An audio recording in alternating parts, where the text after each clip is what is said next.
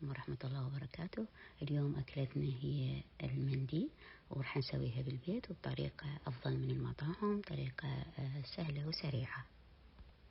أتمنى منكم الاشتراك بالقناة وكم تفضلوا لايك فضلا وليس أمرا. شكرا لكم. وهسه راح نبتدي بالطريقة. أول شيء نحضر الدجاجة، نغسلها ونشرحها على ما تدخل التتبيلة بيها. التتبيلة مالتنا هي ليمونة معصورة، وهي ملعقة صغيرة كركم، ملعقة صغيرة فلفل أسود، ملعقة صغيرة بابريكا، وعندنا ملعقتين زيت الزيتون. وهذه الليمونة الأخرى نحطها فوق الدجاجة من نتبلها.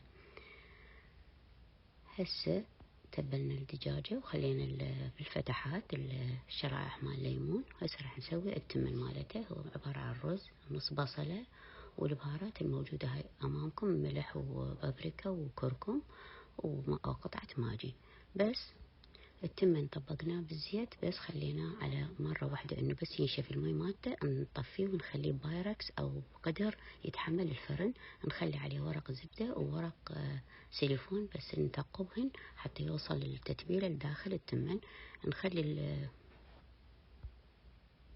خلينا الدجاجة فوق القدر وخليناها بالفرن مدة ساعة ونص. بعدين طلعناها، حمرناها من الأعلى، وهسه خليناها بالماعون التقديم. وهسه صارت بهاي الطريقة، ويكون اللحم مالتها ذايب ذوبان.